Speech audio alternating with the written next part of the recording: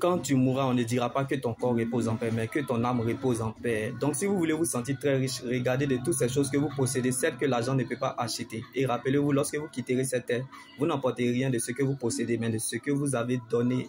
Donc, il n'y a pas plus grand amour que de donner sa vie pour ses amis, comme le bon berger a donné sa vie pour ses brebis, comme il s'est lui-même humilié en faisant preuve d'obéissance jusqu'à la mort. N'a-t-il pas démontré son amour par son sacrifice manifesté à la croix en déversant son sang pour le pardon de nos péchés et par sa résurrection pour notre liberté, le salut de notre âme et le ciel après la mort? En toute humilité, Seigneur, qu'est-ce qui peut bien te résister? Pardonne-nous car nous sommes limités. Donne-nous de demeurer dans ton espérance car elle ne trahira jamais. Sur la route de la vie éternelle, je peux tomber, trébucher, même les yeux fermés. Mais à cause de la parole de Dieu, je continuerai toujours à avancer vers la direction du ciel car c'est là ma finalité. Donc la fin de toute personne sur la terre est le commencement de son éternité. Alors heureux donc celui qui prendra son repas dans le royaume de Dieu, car la vie avec Jésus est un espoir sans fin. Donc celui qui vit avec Dieu mourra avec Dieu. Mais la vie sans Christ est une fin sans espoir. Donc celui qui vit sans Dieu mourra sans Dieu. Donc c'est à partir de tes décisions que la couleur de ton année sera décidée. Car nous appelons le futur de ce que nous conjuguons dans le présent. Donc ce que nous vivons sur la terre prépare ce que nous allons vivre dans l'éternité. Alors rachetons donc le temps car les jours sont mauvais. Ne laisse personne te priver de ton éternité qui est l'enjeu majeur de ton existence.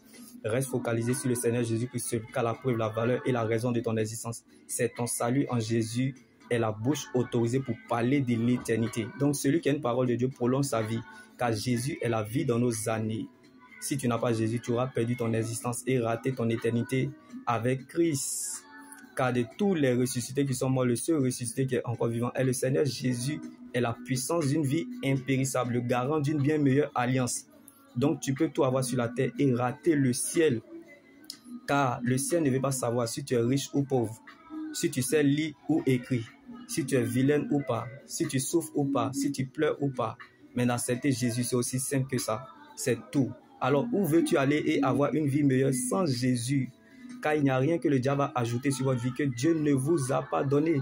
Ta vie est la plus grande société dans le monde. Et toi, seul, tu peux en empêcher le déclin. Car ta vie est comme l'emballage d'une enveloppe. Et tu le sais, la valeur d'une enveloppe, c'est son contenu. Alors sauve ton âme en Jésus. Si tu conserves ta vie, tu la perdras. Mais si tu perds ta vie à cause de Dieu, tu la retrouveras.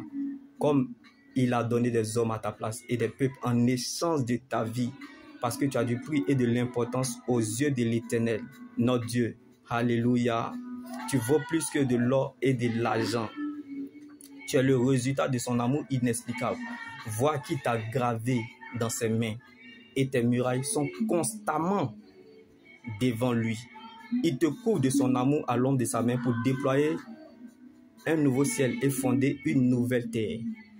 Donc, il n'a pas pensé à sa propre vie, car il nous a aimés plus que sa propre vie en te choisissant, comme il s'est révélé à toi pour faire de toi son témoin de ce que tu as vu, de ce qu'il te montrera et de ce qu'il te ferait faire voir par la suite, car il n'y a aucune créature qui est cachée devant lui. Tout est nu et découvert aux yeux de celui à qui nous devons rendre les comptes. Alors ne portez aucun jugement avant le moment fixé, c'est-à-dire avant le retour du Seigneur Jésus, car il mettra à la lumière ce qui est caché dans les ténèbres et dévoilera l'intention des cœurs. Et chacun recevra alors de Dieu la louange qui lui revient. Homme de douleur habitué à la souffrance, il n'avait ni beauté, ni éclat, ni splendeur pour attirer nos regards, et son aspect n'avait rien pour nous plaire. Pareil, bien-aimé, à un agneau qu'on mène à l'abattoir. Il n'a pas ouvert la bouche, car la nourriture solide, c'est pour les adultes. Pour ceux, en raison de leur expérience, ont le jugement exercé à discerner ce qui est bien ou ce qui est mal. Comme il a appris l'obéissance parce qu'il a souffert. Il a effacé l'acte dont l'on nous condamnait et qui subsistait contre nous. Il a détruit en le clouant à la croix. Ce sont nos souffrances qu'il a portées. C'est de nos douleurs qu'il s'est chargé en dépouillant les autorités, les dominations. Il les a livrées, bien-aimés, publiquement en spectacle, en triomphant d'elles à la croix, pour renvoyer libres les opprimés, apporter aux prisonniers la délivrance et aux déportés la liberté. Qui a donc reconnu le bras de l'Éternel. Bien-aimé, la magie ne peut rien contre Jacob, ni la divination contre Israël, car c'est un peuple qui se lève comme un lion et qui se dresse comme une lionne. Il est venu libérer les captifs. En effet, pensez donc à celui qui a enduré et supporté une telle opposition contre lui de la part des pécheurs, afin de ne pas vous laisser abattre par le découragement. Cette tristesse, en effet, selon Dieu, produit une repentance qui conduit au salut, que l'on ne regrettera jamais. Tandis que la tristesse du monde produit la mort, comme le premier Adam est une âme vivante, et le dernier Adam est un esprit vivifiant. Si le ministère de la condamnation a été glorieux, c'est que le ministère de la justice est bien plus glorieux encore. Donc il ne faut pas abandonner la promesse, mais il faut accepter le processus en te laissant conduire par celui qui a décidé de diriger ton existence. Jésus est en ta direction. La prophétie d'une personne est pour toi. Dieu vient à ta rencontre, car la promesse de Dieu, bien-aimé, n'a pas d'âge, mais elle est un destinataire. Quelqu'un quelque part, mon Dieu le visite en te faisant passer sur un chemin d'où tu ne verras pas seulement le bout du tunnel, mais tu sortiras vainqueur du tunnel de la transformation pour que le monde te déguste sans modération. Alors accepte le brisement et laisse Dieu accomplir son œuvre dans ta vie. Car ta vie détermine quelque chose. Là où la main des hommes s'arrête, c'est là où la main de Dieu est disponible pour toi. Tout ce que Dieu veut, que tu quittes la dimension d'où les gens te portent de prédicateur. Le niveau où ton cœur dépend des gens, des témoins. La dimension où les gens décident sur toi d'envoyer. Que tu arrêtes d'être celui qui porte des messagers pour devenir celui qui porte le message. Tu es la réponse de Dieu à toute une vie. Car ta vie est liée à plusieurs destinées. Donc rien ne commencera et se fera sans toi.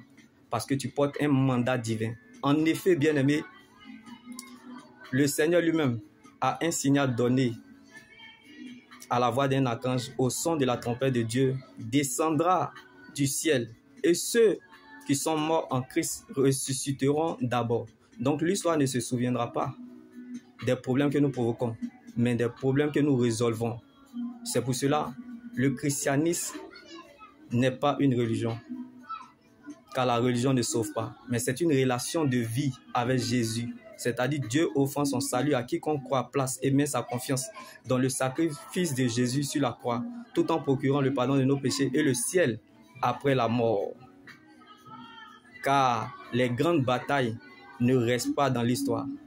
Il n'y a que des guerres gagnées que l'histoire se souviendra. Donc si vous avez l'impression que les combats deviennent physiques, c'est que la guerre est terminée. Je peux avoir perdu des soldats, mais la conclusion, j'ai gagné la guerre de l'éternité. Car Dieu nous appelle toujours par ce que nous aimons. Dieu nous attire toujours par ce que nous désirons. Aimer Dieu, c'est d'abord le connaître. On ne l'a pas choisi, c'est lui qui nous a choisi. Personne ne s'est sauvé lui-même, c'est Jésus qui allait le chercher. Jésus t'aime plus que la bénédiction, mais son amour ne te forcera pas à le suivre. Si Dieu te veut, il t'aura. Car la vie est ce que nous pensons. Donc le diable cherchera toujours à te montrer ce que tu penses. Tu peux perdre ce que tu as, mais tu ne peux pas perdre ce que tu es, car l'éternité est ce que Dieu pense de nous. Donc Dieu te fera toujours apprécier ce que tu es. Car ce n'est pas la joie du moment qui compte pour Dieu, mais plutôt la finalité de son plan qu'il a déjà établi pour notre vie. Donc la fête changera de camp. Ce qui t'a fait mal hier à Gethsemane et te trouve aujourd'hui à Golgotha deviendra un témoignage pour toi demain en Galilée. Lorsque Dieu t'attend à la tête, il compte sur lui-même pour t'accompagner. Donc si c'est à cause de toi, tu perdras la bataille. Mais à cause de Dieu, tu gagneras le combat. La valeur de ta situation n'est pas appréciée pendant, mais après. Alléluia. La question de ta situation ou du monde, la réponse est Jésus-Christ. Le monde est ta question. La parole de Dieu est ta réponse. Quand tu sais, on ne peut plus rien faire pour toi, mais ce que tu ignores peut t'envoyer très loin. La chose la plus importante que Dieu donne à une personne est sa présence. Alors apprécie ce que Dieu t'a donné. Car la vraie joie dans le Seigneur Jésus ne dépend pas du confort, ni du climat extérieur, ni de ce qu'on a dans nos poches ou dans nos mains, mais de la présence de Dieu dans le coffre de notre cœur. Alors heureux celui qui cherche la présence de Dieu malgré les difficultés, car Jésus n'abandonne jamais ceux qui le cherchent, et Dieu ne permettra jamais que ses saints connaissent la décomposition, car les solides fondations posées par Dieu subsistent et demeurent éternellement. Donc si c'est à cause de toi, tu perdras la bataille, mais à cause de Dieu, tu gagneras le combat, car lorsqu'il révèle un fait, il va jusqu'au bout de sa délivrance complète.